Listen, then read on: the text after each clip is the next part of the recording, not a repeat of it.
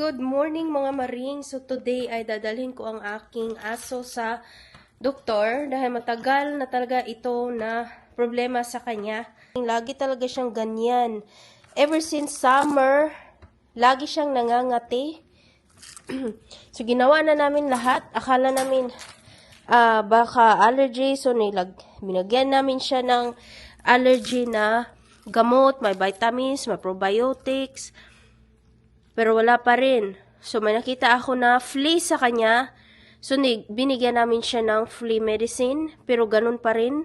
Nangangati pa rin siya. At binigyan na rin namin siya ng over-the-counter na dewormer. Kasi parang may worm din yung kanyang pupo. 4 months na yan, mga maring. Ay, ganun pa rin siya. Parang lumala yata yung pangangati niya, mga maring. Malaki na yung nagastos namin sa over-the-counter. So, ngayon, dadalhin ko na talaga siya sa doktor. Come here, Charlie. Yan. Ayan yung nangyari sa kanyang balat. Dahil grabe yung pangangati niya, mga maring. Oh. Last year, meron siyang rashes. Pero hindi naman ganito kalala. Grabe talaga itong aso na to magastos. Ayan, maring. O, pati yung kanyang puwet. Nawawala na yung mga buhok ng kanyang puwet. Dito talaga siya na part. At saka yung dito niya, namumula lahat. Tapos grabe yung pangangati niya hanggang sa kanyang dito, hanggang sa kanyang kilikili, sa kanyang paa, kamay. Lahat talaga pula. Meron siyang mga rashes. Ayan. So, itong aso na to talaga daw ay maraming problema sa katawan. The more na lalaki sila, tatanda, ay merong problema daw itong aso na to. Ito ay, ang aso ko maring ay French Bulldog. At habang tumatanda daw, darating yung panahon na mahihirapan daw siyang huminga at makakailangan siya ng nasal surgery. Kasi nga yung nose nila ay flat. So, I hope na hindi naman matuloy na maoperahan ito siya kasi malaking bayad, mga maring. Pero ngayon, ang problema talaga ay ang kanyang skin condition na sobrang dry. Lahat na ginawa ko, maring. Grabe talaga yung pangangati niya. Gikagid na siya, maring. Nawawala ng kanyang mga buhok. Hindi ko madala silang dalawa at the same time sa vet kasi hindi ko kaya kasi itong malikot yan siya at medyo aggressive itong isa. So, isa-isa lang muna. Ito lang muna si Charlie ngayon. Tapos, next balik ay siya na naman.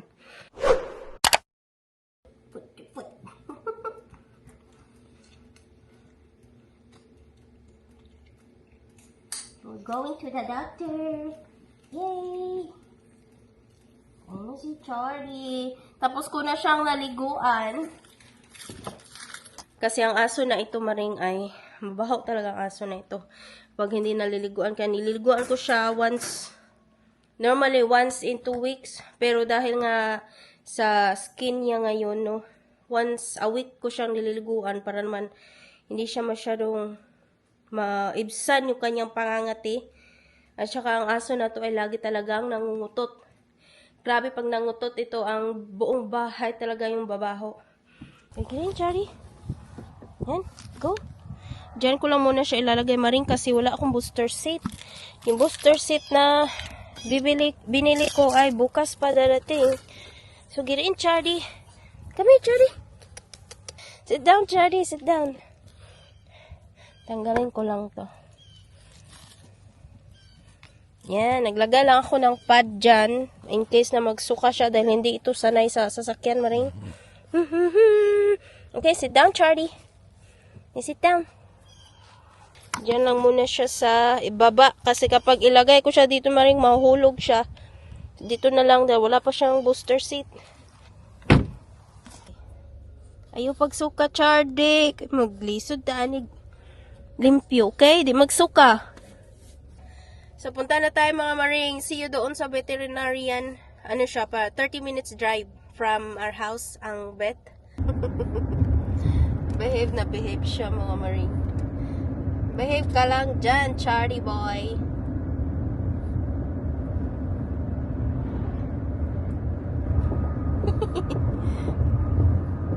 Nandito na tayo, Maring. Ito yung kanilang vet. Para lang siyang bahay. Ang ganda. Brick siya. Gawa sa brick. Para lang siyang malaking bahay. Good boy. Hindi nagsuka. Good boy, Charlie. Charlie.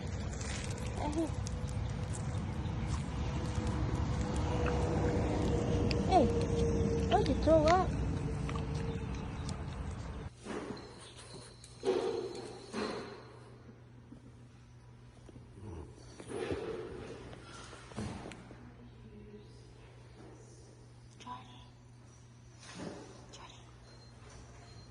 Okay, I am home mga Maring. So, ito na lahat yung nabayaran namin doon sa vet.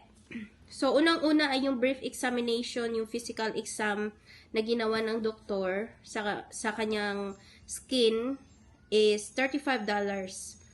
Pina-heartworm test ko yung aso ko, which is $42. So, negative naman siya sa heartworm test, Lyme disease, at anaplasmosis. Hindi ko alam ano yan. Basta, sa heartworm test, negative siya. Tapos, yung kanyang kagid-kagid, anti-inflammatory injection, para lang mabawasan yung kanyang pangangati, yung kanyang allergy symptoms. So, $60 ang anti-inflammatory injection. Pina-deworm ko din siya mga Maring for intestinal parasites, mga worm. Ang Drontal Plus, which is $23. Tapos, yung kumuha ako ng isang box ng Heartgard. Ito yung parang chewable na prevention sa heartworm. Pwede naman hindi na ako kumuha kasi negative naman siya. Pero, kumuha lang ako ng isa. Pero, dapat year-round siyang binibigay every month. So, $13 yung isang box. Ang isang box ay isang chewable lang yung nasa loob. So, isa lang yung kinuha ko kasi $13 per box. So, di ko alam kung bibigyan ko pa ba siya. Sapat na siguro yung isang box. Kasi negative naman siya sa heartworm. Tapos sa vaccine naman niya, ang Bordetella vaccine, yung pang kennel cough daw, para ma-prevent ang kennel cough. Mga respiratory illness ba yan? So, $19.44 siya. Tapos, nagpa-inject kami ng Bravecto Quantum. Ito yung para sa flea and ticks, sa mga kuto. So, good for 1 year na ito na protection daw, mga Maring. So, napaka-effective daw nito against flea. So, $225 ang vaccine na ito. For whole year na siya. Kasi yung binibili namin over the counter na mga yung liquid na nilalagay sa liig, hindi talaga siya effective mga Maring. Bumili na kami ng parang capsule. Lahat na ginawa namin, may spray, may sabon para sa panligo. Wala, may flea pa rin siya. Kaya nagpag-desisyon na namin na kumuha na lang itong injection na Bravecto. So, $225 siya. Good for 1 year. Tapos, nagpa-DAP-V. Annual. Every year na vaccine against parvovirus. $24.84 siya. Tapos, rabies vaccine na good for 1 year. $21.6. So, every year, mga Maring, ito yung kumuha kami ng rabies vaccine every year sa kanila. Pero, I think, itong para sa allergy niya ay good for 6 months lang.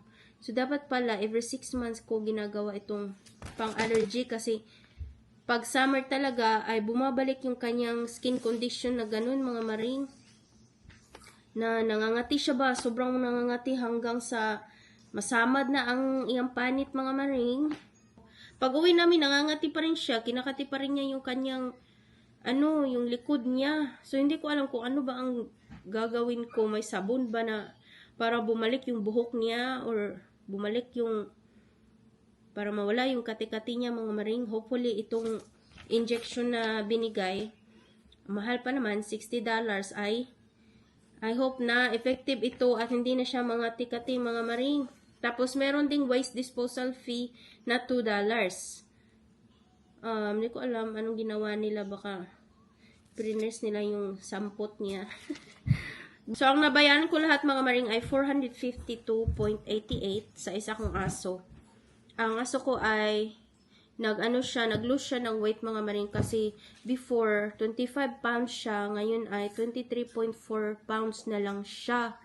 Hindi rin ito siya pinaglalakad ko ng malayo kasi konting lakad lang mga maring ay ayaw na niyang lumakad kasi ano siya, pagod siya mga maring, hinihingal lang matindi kaya ang ending hindi na kayo mag-walking, no? Kakargahin mo na lang siya habang mag-walking.